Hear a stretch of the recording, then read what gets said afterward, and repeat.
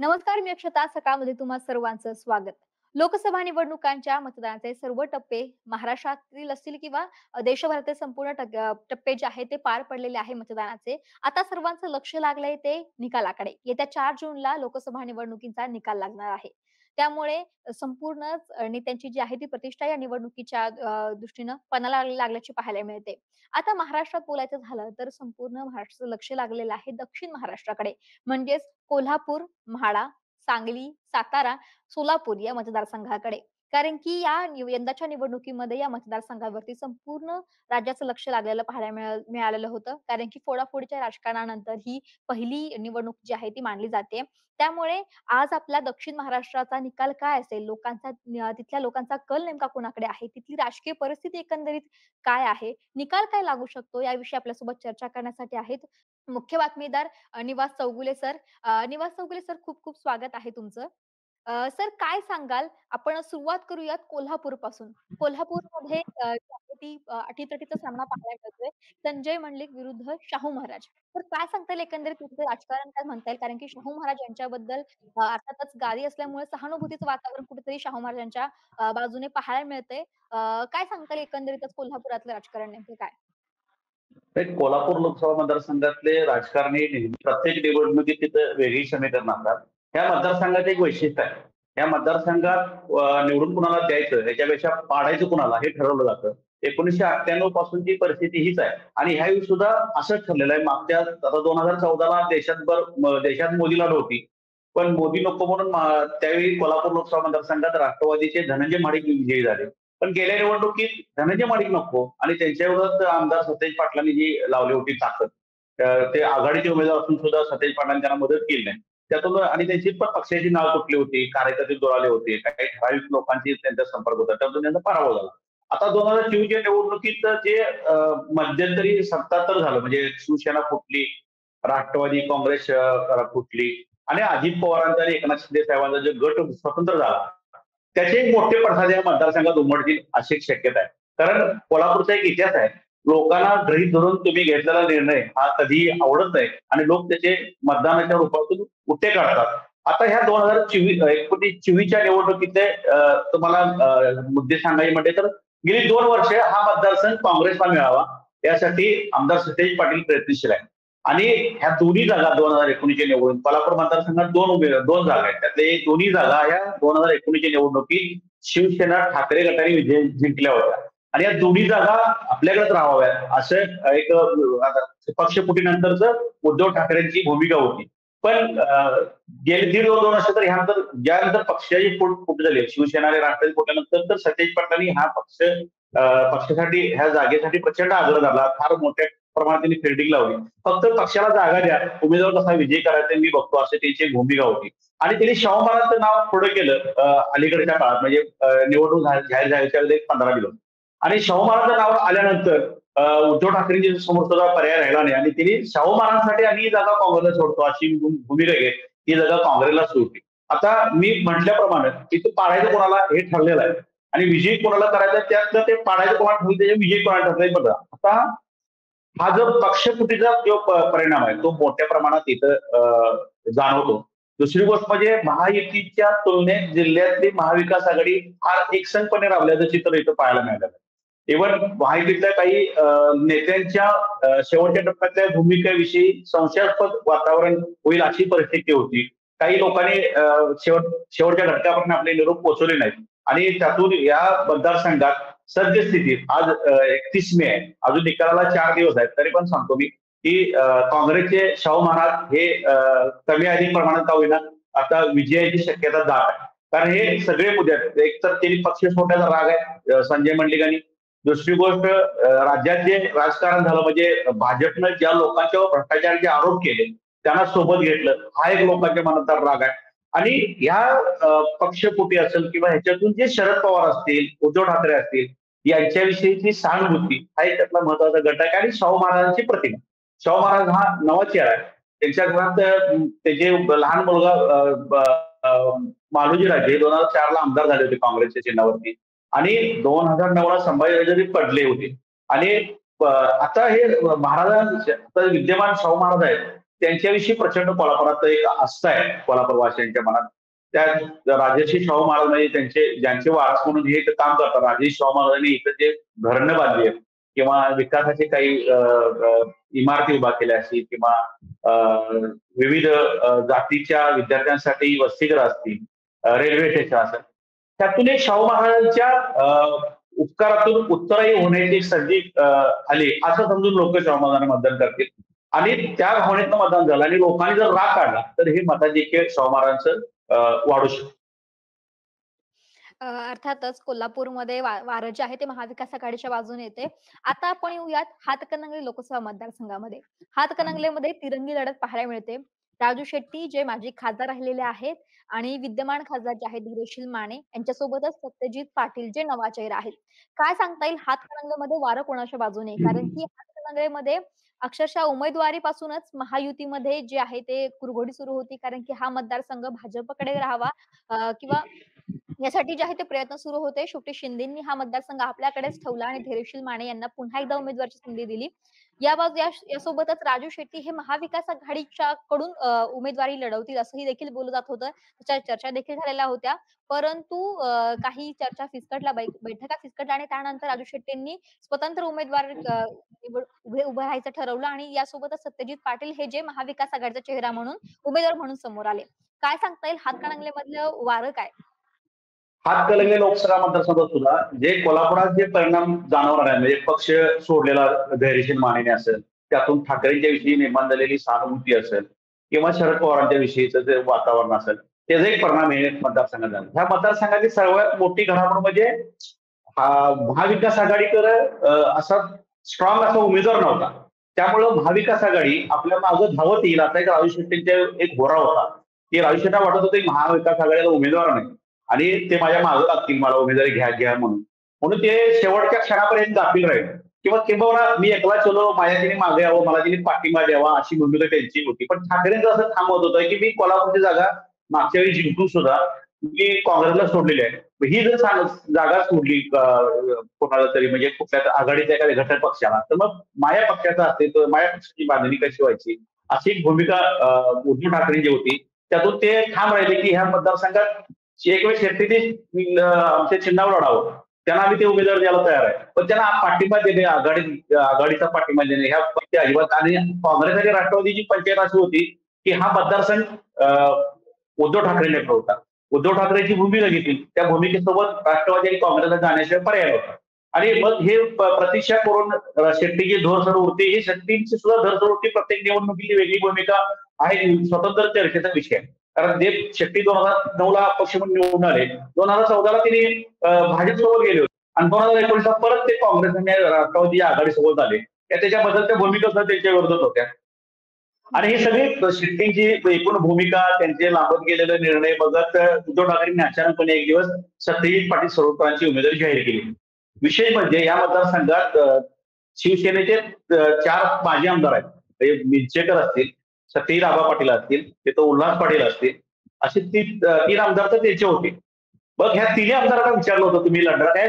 सत्यजित पाटील सुद्धा मला निवडणूक लढवायची नाही माझी तयारी नाही ह्या मानसिक होते. पण ज्या दिवशी सत्यजित पाटलांची उमेदवारी जाहीर झाली त्यावेळी या मतदारसंघातलं चित्रच पाठवून गेले. एकदम चित्र पाठवलं म्हणजे आता 2 आणि 3 नंबरसाठी स्पर्धा सुरू अशी पण म्हणणं तर काय हरकत नाही. कारण गेल्या निवडणुकीचे वंचित आघाडी बहुजन आघाडीला जे मतं मिळाली होती ती ह्यावेळी मिळतील ही शक्यता नाही. आज ह्यावेळी वंचित आघाडीचा उमेदवार माजी जिल्हा परिषद अध्यक्ष DC पाटील आहेत. त्यांनी फक्त उमेदवार घेतलेले आहे. मागच्या वेळीच्या परिस्थिती आणि ह्यावेळीच्या परिस्थितीत जमीन आसमानचा फरक आहे. मागच्या वेळी दुरंगी लढत होती फक्त शेट्टी विरुद्ध धैर्यशील माने आणि त्यात वंचितच्या उमेदवाराने 1,23,000 मतं घेतली आणि शेट्टी 55,000 मतांनी पराभूत झाले. आता या वंचितचा जो मतदार आहे मतदाराने ठरवलंय की आता आपण कुणाच्या तरी पराभवासाठी कारणीभूत व्हायचं नाही. मागच्या वेळेला जातो असा त्यांनी निर्णय घेतला त्यामुळे वंचितला फार मतं मिळतील याची शक्यता अजिबात नाही.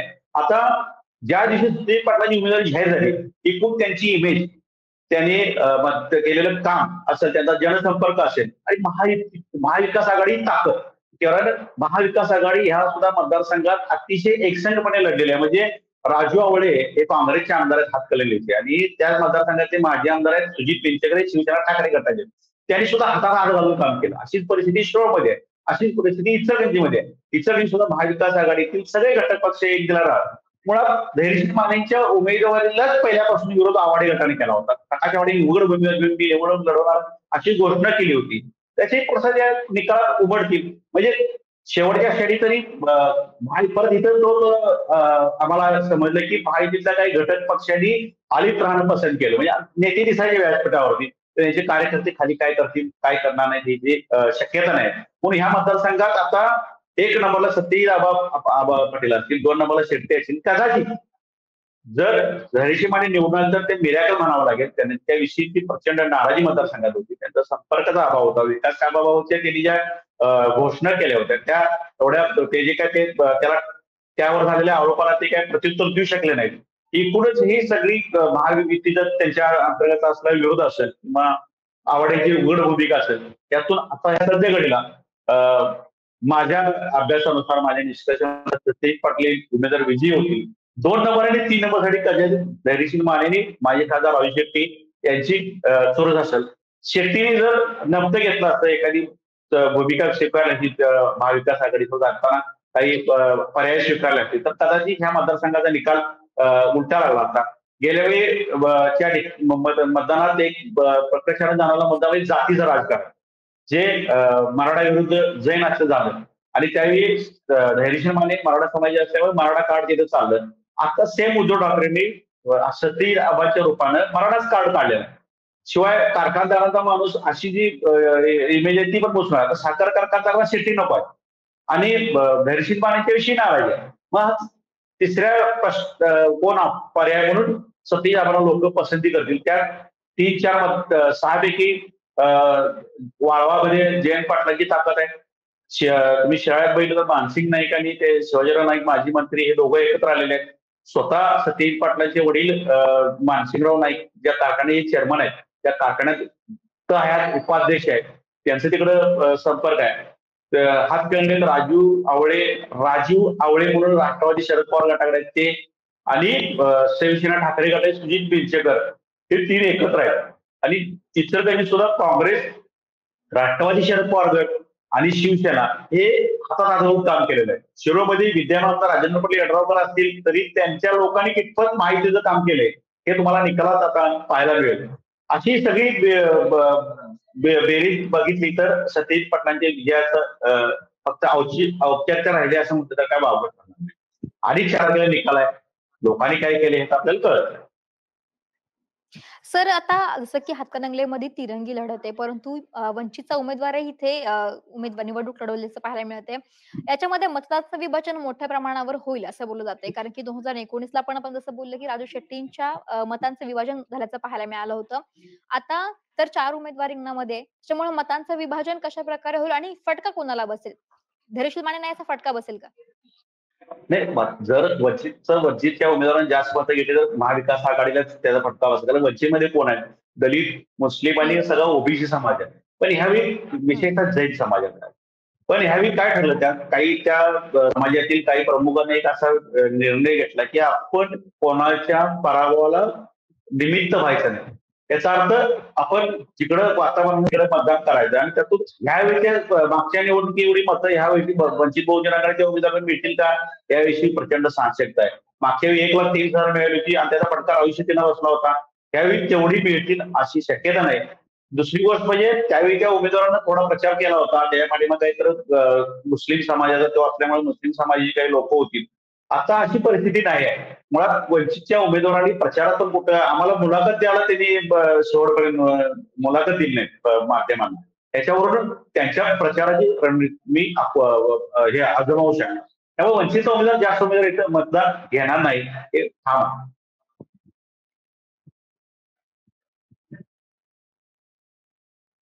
आता सर आता आपण येऊयात सांगलीकडे.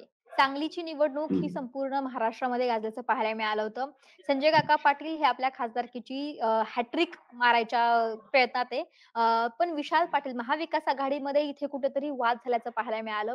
विशाल पाटलांची बंडखोरी असेल, चंद्रहार पाटलांच्या उमेदवारीसाठी ठाकरे गटानं महाविकास आघाडीवर एक प्रकारे थोपवल्याचा देखील आरोप ठाकरे गटावरती झाला. महाविकास आघाडीच्या नेत्यांनी देखील ठाकरे गटांच्या या म्हणजे चर्चा सुरू असतानाच ठाकरेंनी चंद्रहार पाटलांची उमेदवारी जी आहे ती जाहीर करून टाकल्याचं पाहायला मिळालं होतं. त्याच्यानंतर काँग्रेसच्या नेत्यांनी जी आहे ती नाराजी व्यक्त केली होती आणि त्यातूनच विशाल पाटलांची बंडखोरी.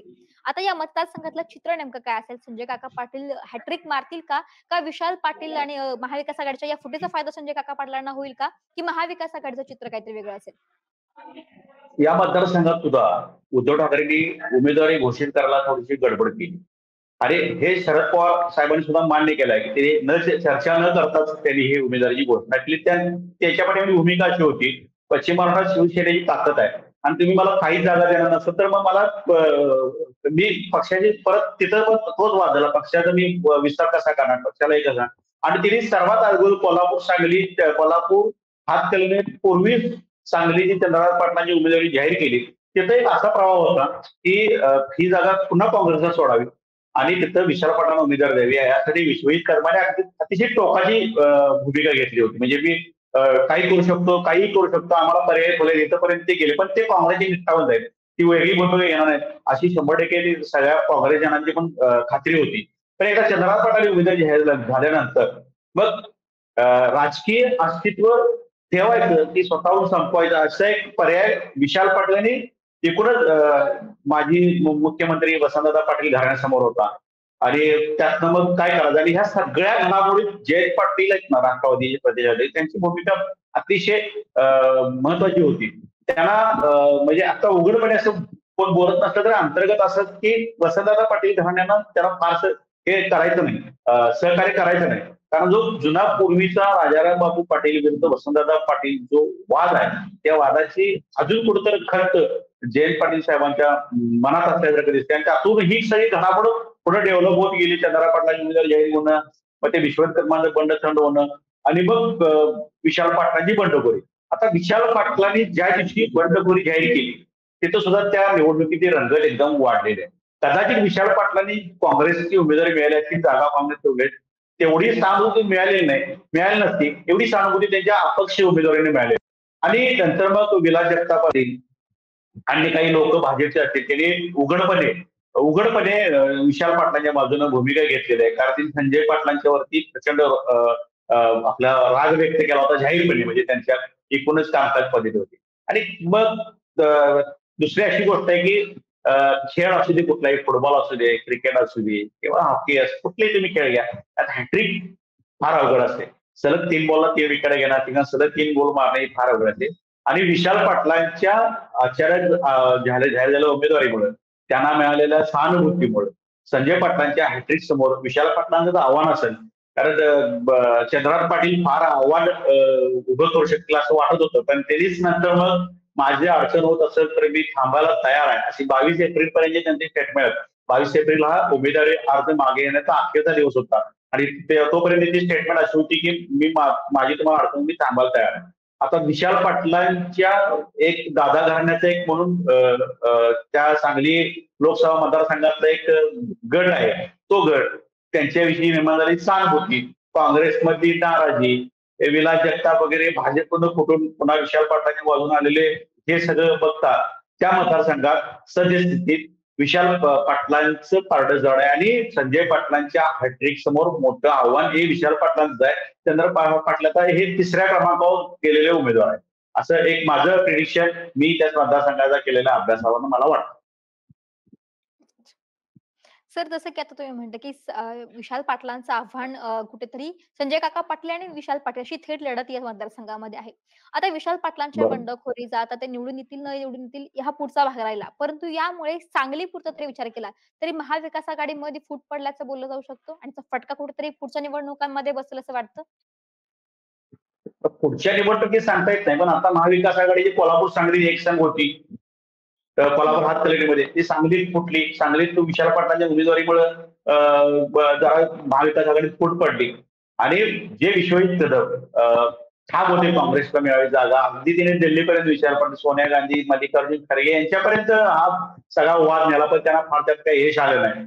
मग हे एवढं सगळं करून यश येत नसल्यामुळे त्यांचे कार्यकर्ते सुद्धा एक नाव उमेद होण्याची शक्यता आहे आणि त्यातून मिळालेली सहानुभूती विशाल पाटलांच्या पत्त्यावर पडला. आता विधानसभेला काय होईल या निकालानंतर स्पष्ट होईल, कारण विधानसभेला त्या मतदारसंघातलं नाही तर किंबहुना महाराष्ट्रातलं चित्र वेगळं असेल. भाजपला आत्ताच्या निवडणुकीत अजित पवारांना घेतलेली मोठी अडचण ही आम्ही केलेल्या सरकारने केलेल्या एका 288 विधानसभा मतदारसंघातल्या सर्वेक्षणात आम्हाला आढळून आली. एवढं तुम्ही अजित पवारांच्या भ्रष्टाचाराचे आरोप केले, त्यांना जेलमध्ये घालण्याची भाषा केली, राज्य बँकेचा घोटाळा तुम्ही बाहेर काढला आणि पुन्हा त्यांना घेऊन त्यांना तुम्ही मंत्रीपद दिलं. हा एक लोकांच्या मनातली एक नकारात्मक भूमिका भाजपविषयी निर्माण झालेली आहे. तेव्हा विधानसभेच्या निवडणुकीत भाजप कोणाला सोबत घेते याच्यावर त्या महाविकास आघाडीची मोठ बांधली जाईल. आत्ताच त्यावर काय भाष्य करणं योग्य ठरणार नाही असं मला वाटतं. आता आपण येऊया म्हाड्याकडे.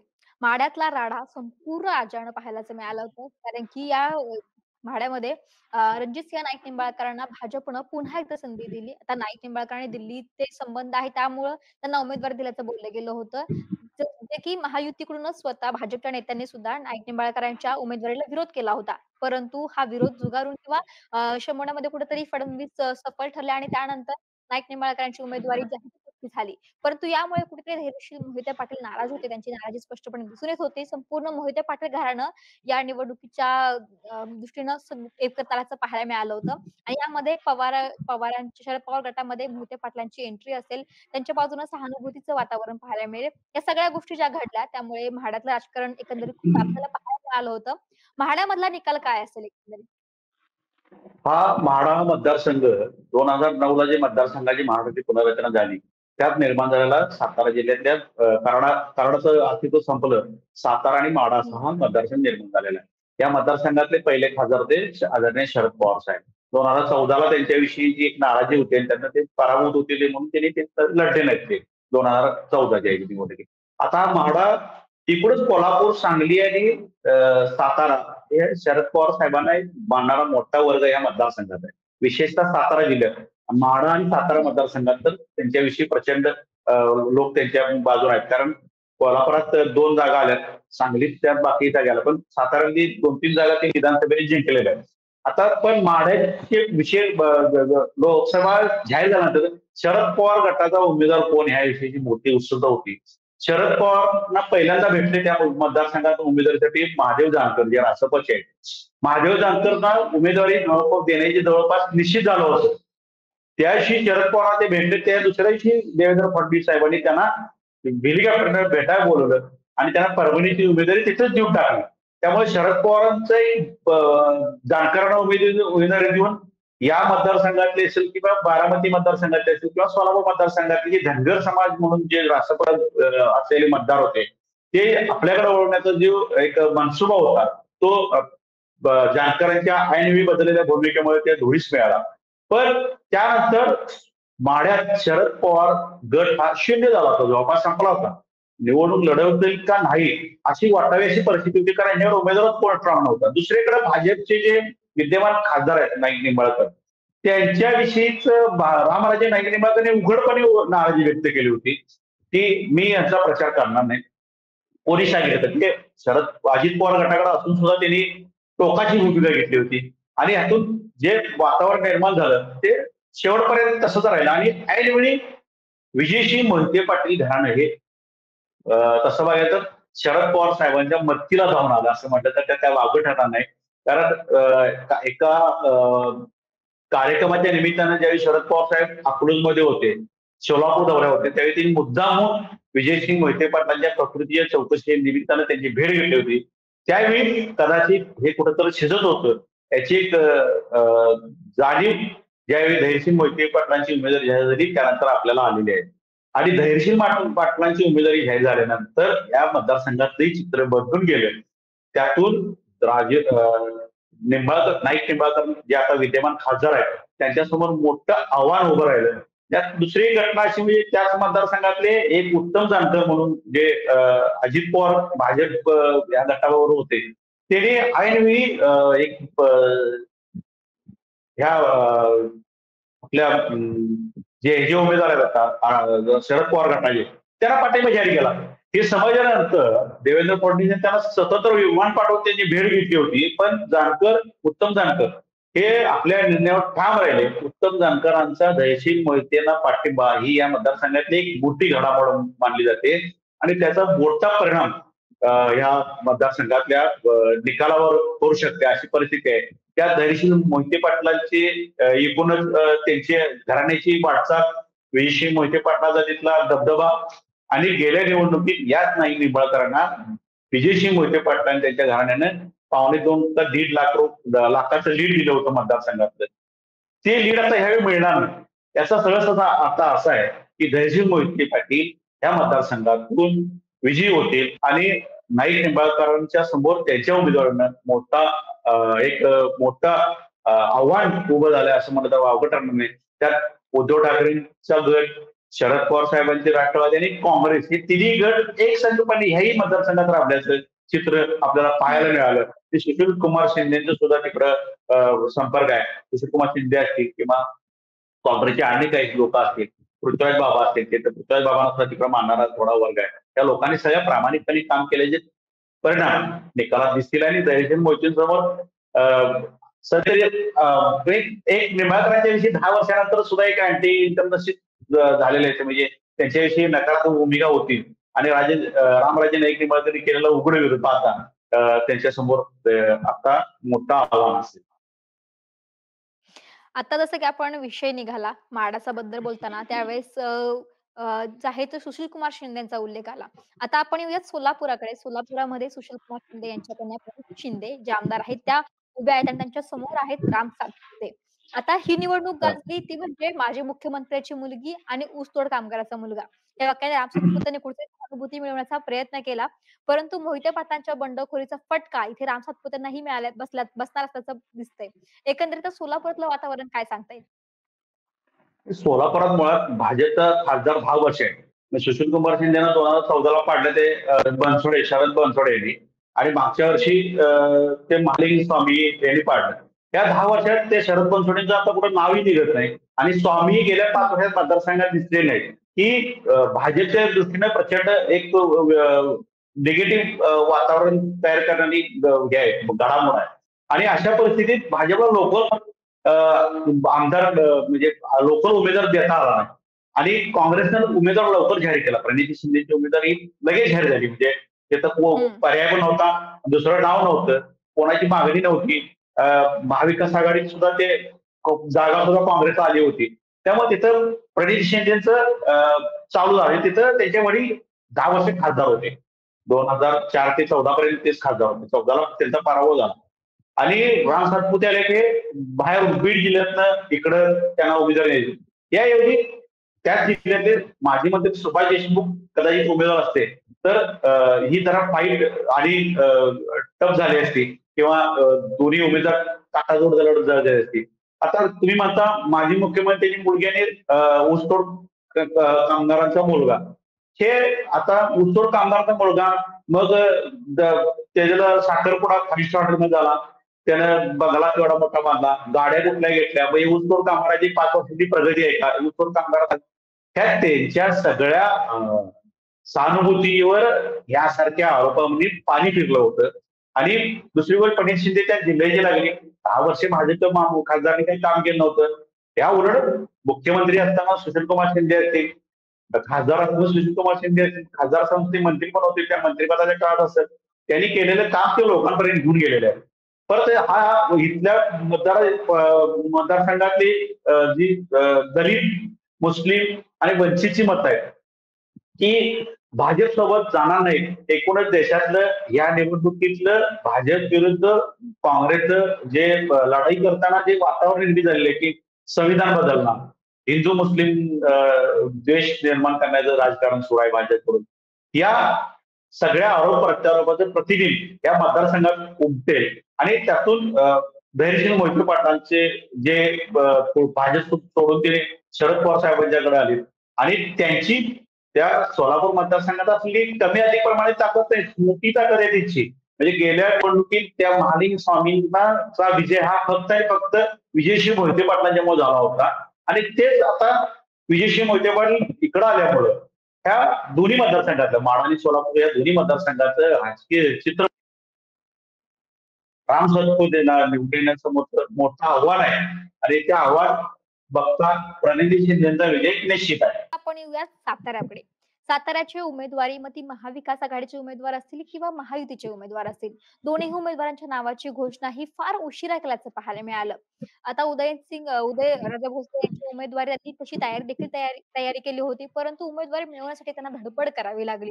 अ, त्यांनी फडणवीसांची भेट घेतली. दिल्लीमध्येही त्यांनी गेल्याचं बोललं गेलं होतं आणि महाविकास आघाडीचं बोलायचं झालं तर श्रीनिवास पाटील यांच्या उमेदवारीला एकंदरीतच महाविकास आघाडीतल्या नेत्यांचा आणि खास करून शरद पवार गटातील नेत्यांचा विरोध होता. त्यांनी स्वतः श्रीनिवास पाटलांनी आपली माघार घेतली होती आणि त्यानंतर परंतु शशिकांत शिंदेची उमेदवारी जाहीर झाल्यानंतर त्यांच्यावरती आरोप केले गेले होते आणि संपूर्ण प्रचारादरम्यानच ह्या सगळ्या गोष्टी घडल्या होत्या.